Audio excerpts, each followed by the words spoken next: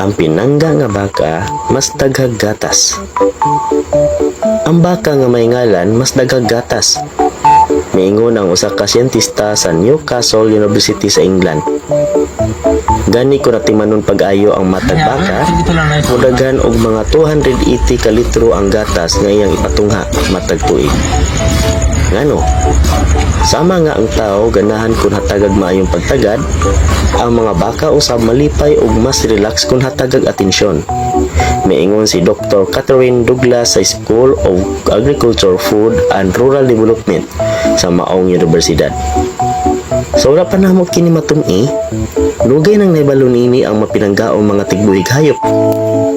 Siya miingon, ang paghatag kanilag atensyon sama sa pagtawag kanila sa ilang ngalan o ang kanunang pagpakiistorya kanila samtang nagdako, makatabang kanila og makapatungha pagayod og daghang gatas.